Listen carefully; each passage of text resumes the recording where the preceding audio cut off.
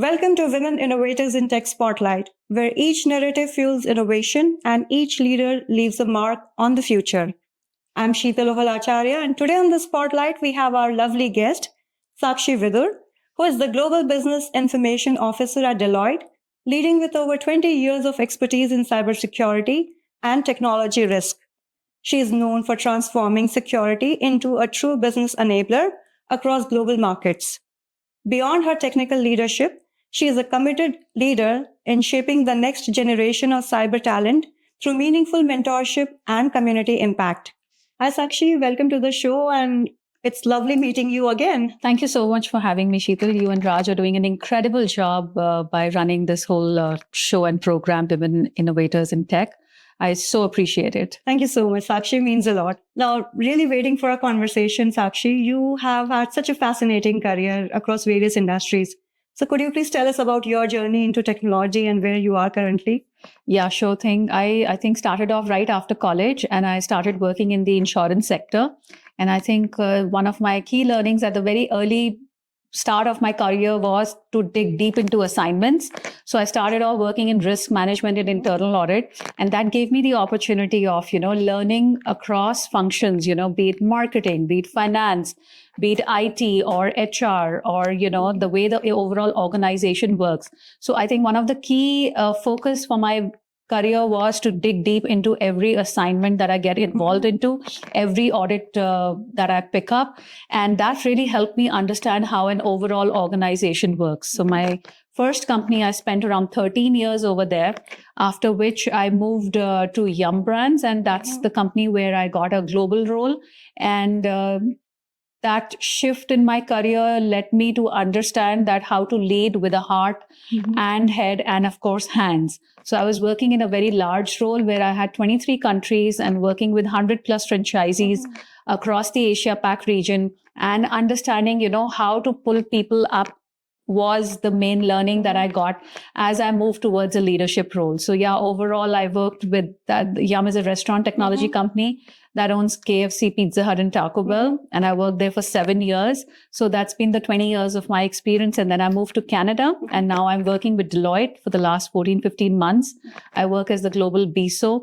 And now Deloitte being such a large and complex organization, my learning has been more aligned on how to make radical changes, how to work behind cyber strategy of, be it securing applications, be it securing, execution, or, bringing all of these together as the BISO. So yeah, that's been my journey so far. So actually throughout the journey of being a leader, now, sometimes you have to learn new things and sometimes you have to unlearn what you have previously learned from your experiences. So what are those specific, I would say, qualities or things that you had to kind of learn and unlearn along the way? I love this question, Sheetal, and I would like to add one more word to it, that my leadership journey so far in the last 2 decades of my career, working with very large and complex organizations, be it the largest life insurance company in India, moving out to American company Yum Brands, which is again a very complex and large organization in restaurant technology, to now at Deloitte. These are large, complex organizations that require their leaders to continuously learn, unlearn, as well as reinvent themselves. And I feel like I'm a living example of it, moving from internal audit to IT audits to cybersecurity to now working as the BISO. So I feel my biggest quality has been to be a lifelong student. I have had this hunger to kind of go through every detail of every report that I get, every trend that's going on in the market, and to invest a lot of my time into learning new concepts and new things. So when privacy came out as a concept, the privacy laws came out, I picked that up as a course. Now I'm doing courses on AI in cybersecurity through SANS and other reputed institutes. And I've been learning about incident response and, be it cybersecurity, be it leadership. It's all been about being a lifelong student. So one thing I feel about myself as a leader is I've been very insecure about my knowledge, and going through so many transformations in companies, I feel that's one of the traits as a leader that I'd definitely like to share for all women innovators in tech. Wonderful. Love the answer, Sakshi, that, you have to constantly learn new things and keep yourself upgraded because the market is rapidly evolving. Sakshi, being a women leader, because there are not many women who are or who reach the leadership role.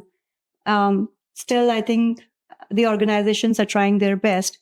But what are the common challenges that you faced as a women leader? Sheetal, I can give you 100 examples of the challenges I faced, but I feel like, and I'm sure that every woman who's watching this, recording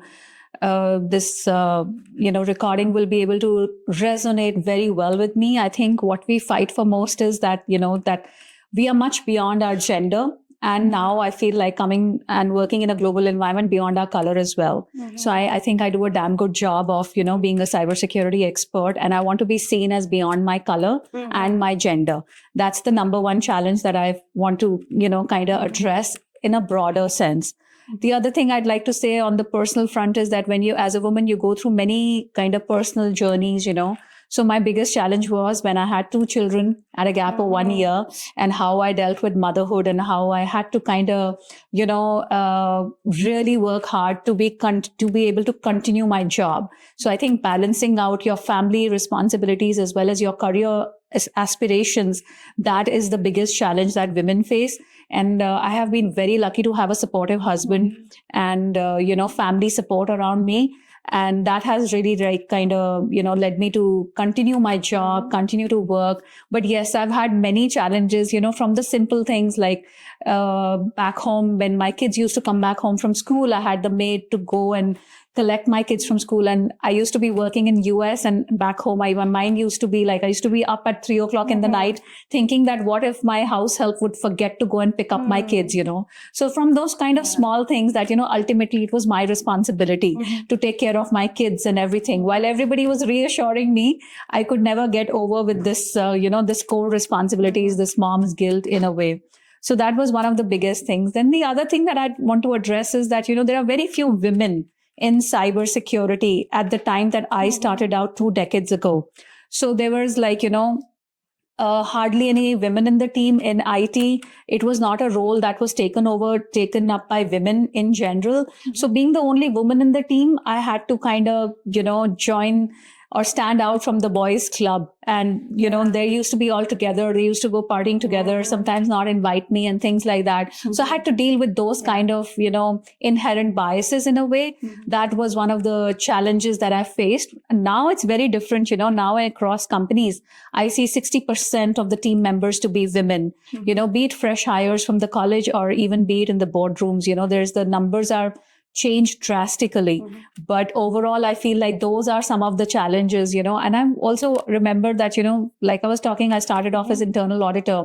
I used to travel a lot for work, and I used to go to all kinds of small and big cities. And I have been to some small city offices of large multinational companies, which did not even have a women's restroom.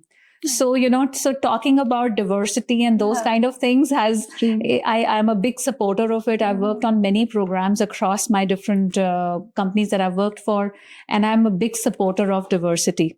Oh, wonderful. Thanks for sharing that experience with us, Sakshi. And I'm sure a lot of women who are watching you, you are a true source of inspiration for them. So Sakshi, looks like even like now we are not yet there where we have like too many women around in the boardroom. So what, according to you, that organizations should do differently to have more inclusion and diversity?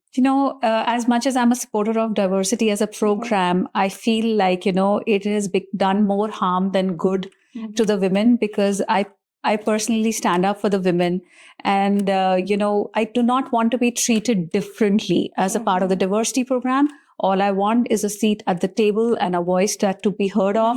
I do not want to be cut in between of meetings, and my role to be as equal and important as my male counterparts. So that's what diversity means to me. I remember I was working at an organization, and the HR called me for a meeting that, you come and join the diversity group that we are having as a leader, and tell me what do you want on the thing. What do you want on the list of things to do as diversity? I said, show me the list that you have. When they showed me the list, they had like, parking for women and this for women. And I'm like, women do not need that. Women do not need to be treated with empathy and as a victim and as, something special. All we want to be treated as is an equal at the table. So it's a change of mindset that we want to drive as a part of the diversity program, and not as, no woman right now or ever before wants to be treated like a victim, that, that I need something special. No, we do not need any special things. I just want these biases to be removed. And I want that to be part of the diversity program. The change of mindset is all that we need. Great perspective. And the way you share the example, I think, that's what we need. The change of the mindset is what is needed. So Sakshi, if you have to give one piece of advice to aspiring women leaders who are looking to make their career in corporates, not necessarily tech, any corporate. So what that advice would be from you? Sure, Sheetal. I think my advice would be to have self-confidence. Sheetal, when I started out my journey, nobody taught me how to dress up, how to be confident, how to kind of speak up for yourself, how to stand up for yourself. If I had a problem at home, I always had my father and brother standing up for me. Right. Nobody taught me how to take charge in a meeting, to talk back, to speak up your point. As women, we are, and especially as an Indian women, we are kind of not taught to speak up for ourselves. And, we play multiple roles in an organization as well, in our personal life as well.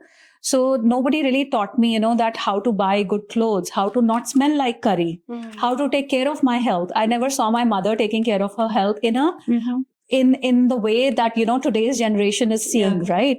We are the first, generation of working women as such in, coming, be it India, be it global, be it anywhere, So I feel like self-confidence is something that I want all women to kind of teach themselves to go through those kind of experiences and challenges to come out with it. So that is something that, I would want to say that that's my biggest learning. And the other thing is that, learning should never stop. It's a lifelong journey. Invest as much as possible into your own self-learning, be it leadership skills, be it this line that you're in IT, you're in cybersecurity, you're in privacy, or whichever role that you're playing, continue to invest that in your building your, learning journey. So these are my key advice for women around me. That's such a powerful message, Sakshi. So thanks for sharing that and framing it so well. You're involved in a lot of community services, right? Giving back to you can talk about that. Different organizations as well. And then, after coming to Canada as well, I'm working with Tech Connect Alberta on that initiative as well. I'd love to continue doing that. Please reach out to me on LinkedIn or otherwise, and I'll find as much time as I can, because I really value mentorship as a program. I have been extremely lucky to have some very, very good mentors very early on in my journey who have pushed me to go further, to challenge myself. Otherwise, coming from the capital city of Delhi to today to Canada, working in a global environment, I have, met with so many challenges on how to adapt to different cultures, to different, facets of the organization. These are large, complex organizations that I've worked for. I would not have been able to do it without the mentors around me. And I give a lot of credit to them for pulling me out of my shyness, pulling me out of my, bubble, and giving me that kind of exposure to go out, to travel, to, to visit different countries. I still remember when I went to one of my visits to Australia as a BISO and taking the program to them that these are the cybersecurity policies we want you to implement. I was talking to the franchisee of a restaurant, restaurant franchisee. They are like, why are you telling us about cybersecurity in the restaurant industry? How does that fit in? So, and why should they listen from a woman of color coming from India, about the global policies of that? So I had to fight all of that very, so how do I prepare for those meetings in advance? How do I go with that confidence that, I am the representative that my company has chosen me. And this is what I'm here to tell you, that these are the minimum mandatory standards of security that we want, because this is what happens. These kind of attacks happen if you don't adhere to that. So I feel like that is all coming to me from my mentors and my supporters that have driven me through this career. And I personally feel like, my mentors have picked me rather than me picking my mentors. So I have been extremely lucky in that front, and I'd love to give it back as much as I can. So, Sakshi, you have worked with global teams. You have experience working with various different teams across different continents. So, how has your experience been so far? And what's the difference you see working with different teams? No, absolutely. I think globalization is what has made my journey. I give it all to it. And, I have been very lucky to get into a global role early on in my career that gave me the opportunity to travel across the world. I think I've been to more than 20 countries, honestly, for work only. I used to travel like every Monday to Friday, come back on the weekend, and my bag used to be ready again. So I have learned to adapt to different cultures. I think that is the biggest skill to learn out of to be able to keep going yourself. It's not like, this is how it happens in my home country. This is how I've been taught that this is to be done. That's not the way to do it. You got to keep on reinventing yourself and to keep adapting to the new cultures and always put people first, so always lead with a heart, not just your head. And, so lead with the heart, lead with the hands, the people that are working with you to make things work, your team members, even people who do not report into you, how to pull them out, how to give them the right opportunity. So I think that's the role of a global leader. And, we are sitting at the edge of AI era today. How AI is going to change our capabilities. It's all global right now.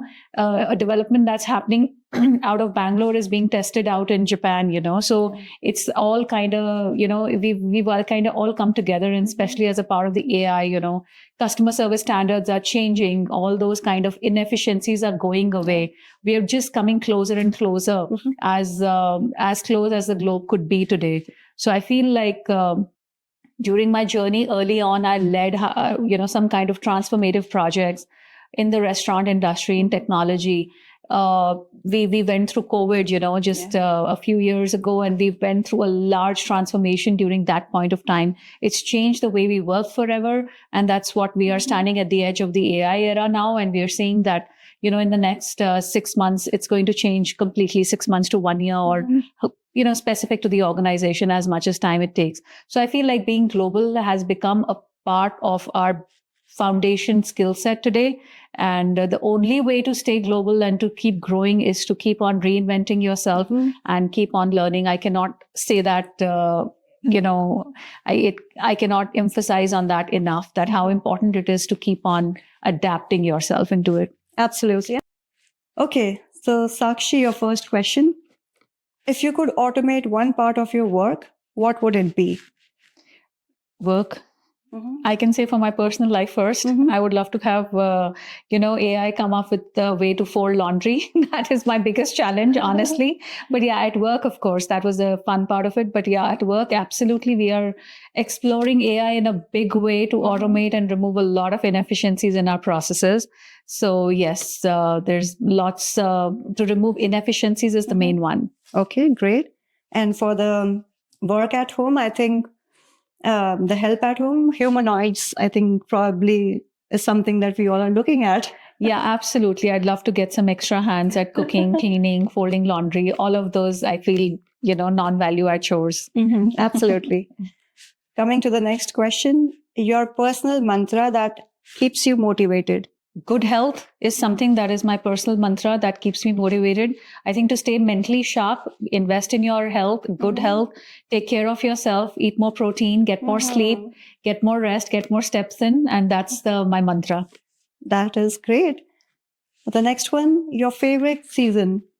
I love the snow. Don't kill me for saying that. I just love the beauty because I work from home. I have the luxury of saying it. Okay. Yeah, I mean, makes sense. It looks beautiful when you're at home and when you look outside. It's snowing. So, okay, that's a good answer. Next one, spicy food. Love it or avoid it? Absolutely love it. Okay. And the last question, your favorite movie. My favorite movie, I just saw this new movie recently. It was called The Human Loop, and I just loved it. I think everybody should watch it. It's on Netflix, and it's a great movie. Okay, that's wonderful and great answers, Sakshi. And thank you so much for being on our show. It's lovely chatting with you. It's lovely knowing about your perspective about women in tech or women in general and about your journey. So thank you so much for being here with us, and we wish you continued success. It's my pleasure. Thank you so much.